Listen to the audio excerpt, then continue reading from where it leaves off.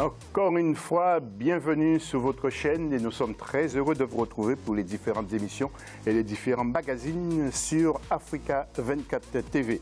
Dans la deuxième et troisième partie de cette émission, deuxième partie, nous aborderons les éliminatoires de la CAN 2019. Vous savez que la phase finale aura lieu au mois de juin 2019 du côté du Cameroun.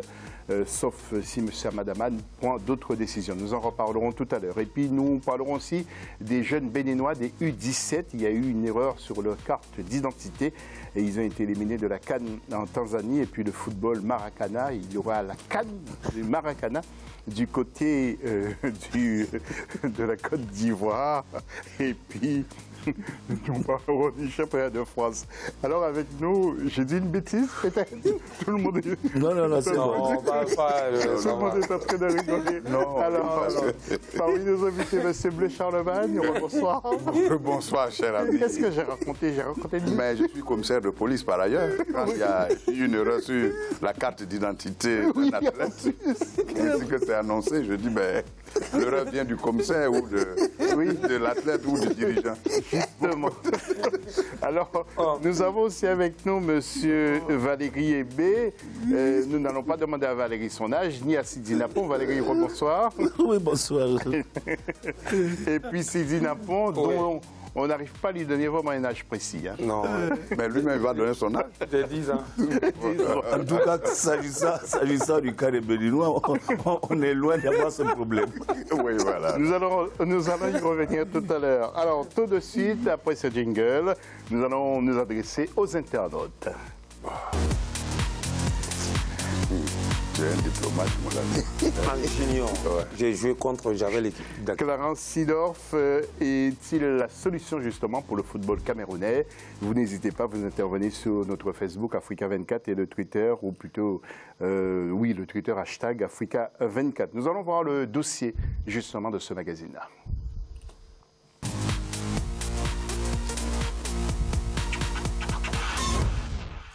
Et donc la phase finale de la CAN 2019, je vous l'ai dit, c'est au mois de juin, du 8 au 30 juin précisément, dans différentes villes du Cameroun. Voyons justement le point sur ce deuxième tour des qualifications avec la rédaction d'Africa 24. La deuxième journée des éliminatoires de la Coupe d'Afrique des Nations Cameroun 2019 s'est déroulée ces 8 et 9 septembre. Dans le groupe A, le Sénégal a été tenu en échec à Madagascar, 2 buts partout. Dans le groupe B, le Maroc a dominé le Malawi 3-0. Et dans le groupe E, le Nigeria est allé battre les Seychelles sur le même score. Dans le groupe J, l'Égypte a étrillé le Niger 6-0 et devient dauphine de la Tunisie qui est allée s'imposer 2-0 au Swaziland. Le Sénégal avait les moyens de gagner le match, même s'il faut reconnaître que les Malgaches sont très bien joués. Donc c'est des victoires logiques. Le Niger d'ailleurs en sait quelque chose, 6-0, je crois que c'est le plus lourd score face à l'Égypte. Donc Salah et sa bande sont restés plus forts. À mon avis, ce sont les meilleurs, en tout cas, du continent jusqu'à présent. À noter le match nul dans le groupe D de l'Algérie en terre gambienne, 1 but partout. Les défaites surprises du Ghana contre le Kenya, 1-0 dans le groupe F. Et du Burkina Faso contre la Mauritanie, 2-0 dans le groupe I. Dans le groupe H, la Côte d'Ivoire s'est ressaisie après sa victoire 2-1 au Rwanda, tandis que la Guinée poursuit son parcours sans faute, victorieuse 1-0 de la Centrafrique. Cette équipe de Guinée, en tout cas, est en train de grandir. Bon, ils ont Paul Puy, que nous connaissons très bien ici au Burkina comme entraîneur et qui est, à mon avis, un très bon tacticien. La Côte d'Ivoire a fait ce que personnellement j'avais toujours voulu qu'on fasse, c'est-à-dire faire confiance aux techniciens africains. La troisième journée des éliminatoires de la CAN est prévue en octobre 2018. En rappel, le Cameroun, qualifié d'office en tant que pays hôte, dispute les qualifications. Ces résultats seront toutefois comptabilisés dans le classement final. Et nous allons passer tout de suite aux analyses, mais après ce jingle et puis les tableaux aussi que nous allons commenter après ceci.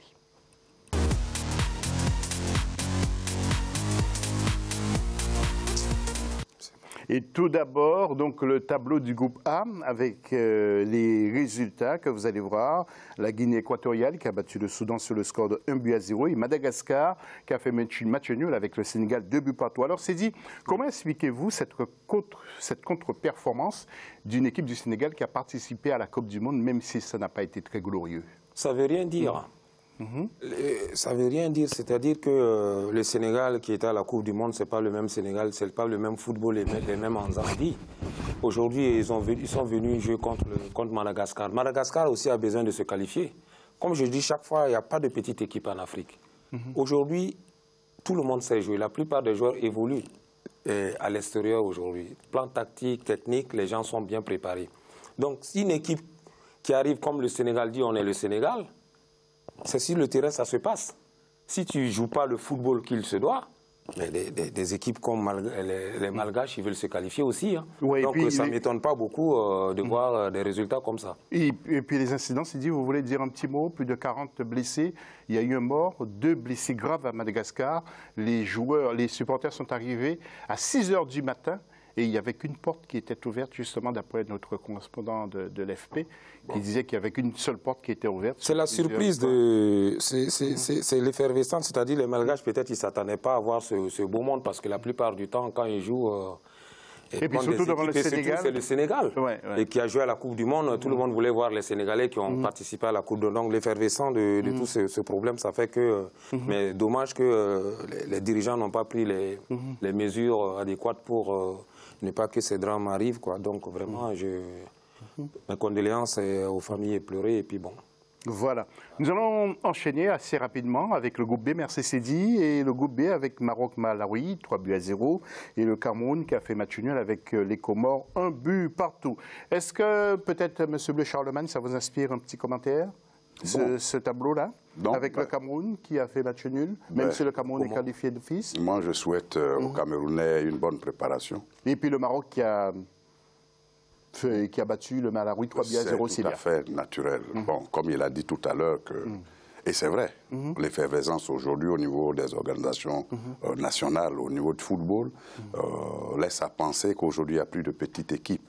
Mais l'expérience prévaut toujours en la matière. D'ailleurs, ce qui a prévalu dans ce match. Mais je reviens pour dire bonne chance au Cameroun, parce que ce n'est pas encore réglé, ces histoires. Ah, c'est pas réglé. On y revient. Et c'est ça qui est... On y revient tout à l'heure. Le groupe C avec le Gabon, qui a fait match nul avec le Burundi 1 but partout, et le Soudan, qui a perdu devant le Mali 3-0. Alors Valérie, le Gabon n'a qu'un seul joueur, hein. C'est Aubameyang. C'est lui qui a égalisé. Heureusement qu'il est là. Hein. C'est votre Dieu.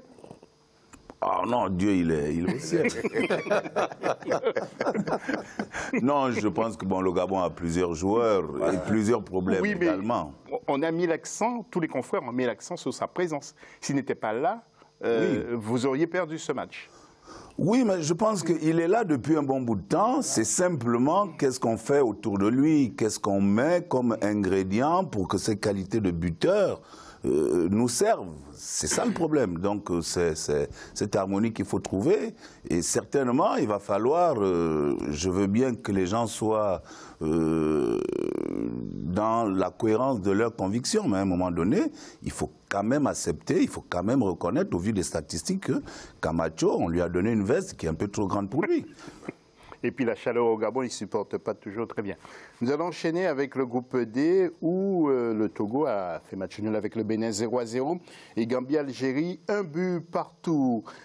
Nous enchaînons avec le groupe E maintenant, Afrique du Sud-Libye 0-0, et Seychelles-Nigeria, 3-0 pour le Nigeria. Moi, j'aime bien cette équipe de Libye. Les Libyens sont toujours là. Je me demande quelle politique que mène la Libye pour que son football, même chez les jeunes, marche aussi bien.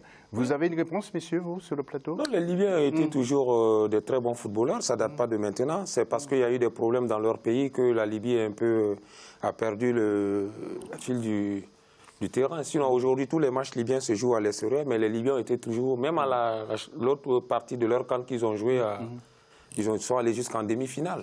Donc les Libyens, ils sont toujours là. Donc c'est une équipe qui progresse, qui monte. J'espère les voir à la CAN. Oui. Le groupe F maintenant, avec les résultats et le classement. Éthiopie, Sierra Leone 1-0 et Kenya contre le Ghana 1-0. Vous voyez donc le classement. Nous enchaînons avec le G, Congo-Zimbabwe 1 but partout. Et l'équipe du Libéria a fait match nul avec la RDC. 1 but partout, vous voyez le classement également. Et puis nous enchaînons avec d'autres tableaux, le groupe H par exemple, et justement M. Bleu Charlemagne, le Rwanda qui a perdu devant la Côte d'Ivoire 2-1 et la Guinée contre la République centrafricaine 1-0. Vous avez fait la fête après cette victoire ou pas? Non, pas du tout. Non, faut le dire, on est pour l'instant échaudé par notre élimination en Coupe du Monde. Vous comprenez que les jeunes gens ont beaucoup de choses encore à prouver pour que la mayonnaise prenne au niveau de l'ambiance nationale. Et donc, avec tous les problèmes qui se vivent au niveau de notre football en ce moment, je pense qu'il est temps qu'on fasse table rase de tout ce qui est passé pour que cette équipe-là, qui a de valeureux athlètes, puisse encore valoir ce que l'Afrique attend d'elle. En réalité, ce sont des talents qui vont au-delà de nos frontières. Et tout le monde a été déçu de ne pas voir la Côte d'Ivoire en Coupe du Monde, surtout qu'on avait le calendrier à notre faveur. Exactement. Le match se passant. Alors, le groupe I, regardez ce qui s'est passé avec Sidi Napon qui va tout nous expliquer. La Mauritanie qui a battu le Burkina Faso et l'Angola qui a battu le Botswana 1-0. Alors, Sidi Napon, rien ne va plus. Pourquoi vous ne retournez pas prendre cette équipe en main? Mais ce n'est pas lui qui décide. Exactement, vous avez enlevé ça de ma bouche, ce n'est pas moi qui décide. C'est pas lui qui décide. Les dirigeants qui sont là, donc c'est eux qui voient ce qu'ils peuvent faire. Mais depuis quelque temps, le Burkina est en train de il y a un entraîneur qui est en place. Il y a un entraîneur qui est en place qui travaille. Donc on le laisse travailler pour voir ce que ça va donner. Pour le moment, on n'est pas encore éliminé. Mais la Mauritanie a pris l'ascendant sur nous en gagnant 2 matchs. Et donc maintenant, le Burkina, on a 2 matchs à jouer contre le Botswana. 2 matchs. Bon, si on gagne les 2 matchs aller-retour et peut-être le faux pas de la Mauritanie, on peut prendre la tête. Donc rien n'est perdu pour le moment. L'entraîneur, il est en place, on le laisse travailler tranquillement et puis on essaie de voir ce qui se déroule après. Mais moi, je voudrais quand même ajouter, avec ta permission, José, c'est-à-dire qu'on a souvent un peu peur de dire un certain nombre de choses. Je pense que nous sommes à une période où il devrait véritablement se poser la question des relations nord-sud au niveau des encadreurs. On a des encadreurs qui font le tour de l'Afrique et qui, quand on regarde, en termes d'efficacité, en termes de performance, qui n'ont rien apporté. Et qu'aujourd'hui, je m'excuse face au président, mais je suis outré de voir que la Côte d'Ivoire, avec ce qu'elle regorge, comme anciens footballeurs et qui ont les compétences, les qualités, comme le Burkina, comme le Cameroun, comme le Gabon, d'aller chercher des entraîneurs expatriés, vraiment je suis outré. Je pense que on peut donner également la chance aux nationaux, parce qu'on ne perd rien au change. Mais quand on regarde la Côte d'Ivoire, je vais terminer s'il te plaît, quand on regarde la Côte d'Ivoire, celui qui a gagné la première CAN, c'est Yo Martial.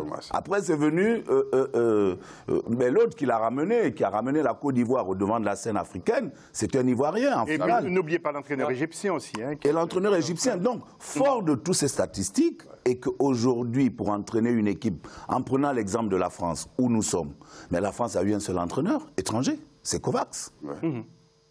Et à l'époque, c'était, comment il s'appelle, c'était Hidalgo qui était son adjoint. Oui, donc il faudrait que les Africains s'assument dans cela, à faire confiance à leurs compatriotes, ou même à d'autres Africains. Pourquoi forcément cette phobie de l'étranger, de ceci? Monsieur, je comprends, c'est très passionné, effectivement, Valérie, vous avez raison d'en parler, mais nous referons un dossier là-dessus. Non, mais c'est tout à fait normal. Nous allons enchaîner, parce qu'il y a des téléspectateurs des autres pays aussi qui attendent les résultats.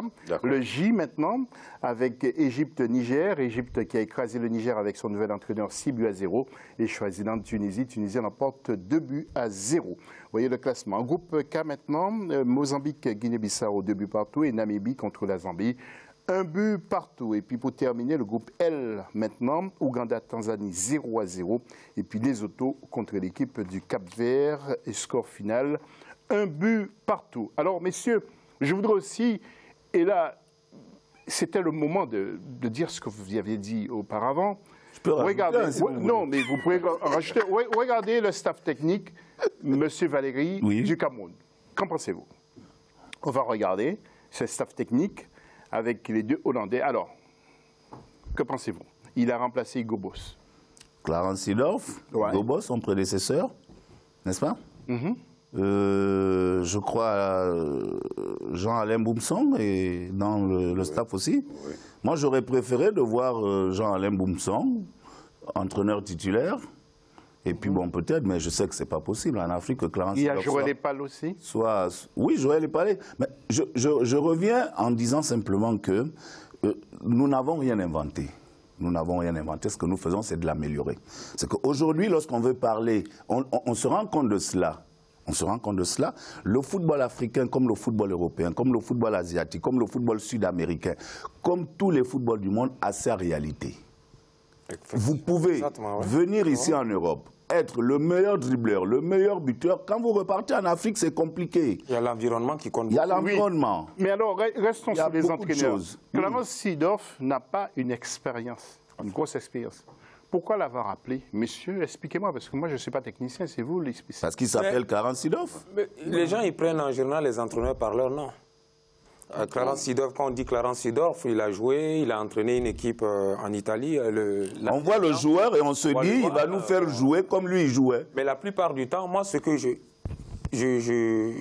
j'aime pas tellement, c'est que on ne fait pas beaucoup confiance. Nous-mêmes, les Africains, on ne se fait pas confiance, au fait. Toujours, il faut... Mais au Sénégal, c'est un ex. Quand est-ce que le Sénégal a commencé? Le Sénégal a commencé quand ils ont eu l'esprit vraiment. Et c'est pour ça que les Sénégalais, je les j'aime bien, parce qu'ils ont eu l'esprit de mettre un entraîneur qui connaît l'environnement, qui connaît la mentalité et des joueurs, et ils l'ont placé. Aujourd'hui, ça fonctionne très bien. Alors, combien d'équipes ici en Afrique qui ont des entraîneurs comme ça?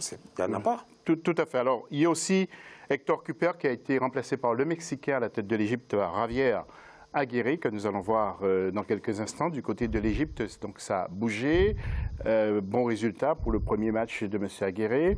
Et puis le Cameroun, nous allons voir aussi les travaux avancent. Alors messieurs, je voudrais vous entendre aussi M. Ahmad Ahmad dans une interview le 30 août à Amedia Quiz Sport.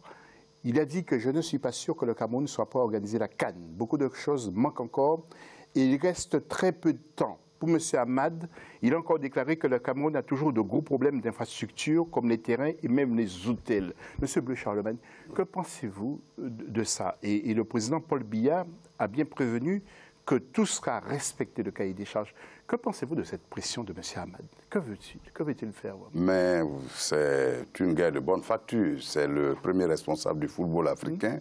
Comment voulez-vous qu'à quelques encalbus de la CAN, la CAN de 2019, il puisse être tranquille quand la priorité pour l'instant c'est au niveau des élections, quand pour la priorité pour l'instant il y a eu des prévisions de stades à construire, mais les gens font aujourd'hui un marquage pas après pas. Ils s'en vont là-bas, ils regardent, ils savent, ils évaluent avec les techniciens de la CAF, est-ce que c'est tenable, ou alors on va trouver des stades avec de la peinture encore fraîche où on va jouer comme on a vu ailleurs dans les autres pays. Il veut prendre des dispositions, c'est une bonne pression. Nous espérons que fin décembre, ainsi que cela se profile, fin décembre, enfin, disons... Le 30 septembre, il y a l'AG de la CAF, on en saura plus. Bon, mais sinon, le Cameroun s'est projeté en décembre livrer les 80% des infrastructures. Nous souhaitons que cela soit. Sinon, autrement dit, les matchs qui sont en train de jouer en ce moment avec match nul ou en train de perdre, comment le Cameroun va se retrouver en 2019 si on délocalisait? Le temps est écoulé, j'ai bien retenu, pas question qu'il y ait de la peinture fraîche. Oui, sur les justement. Sinon, ça m'étonne. C'est pas bon. Ce n'est pas bon. Merci, M. Bleu Charlemagne. On se retrouve tout à l'heure pour la troisième partie. Sidi et Valérie avaient beaucoup de choses aussi à dire. Mais on se retrouve tout à l'heure dans la troisième partie de cette émission. À tout de suite.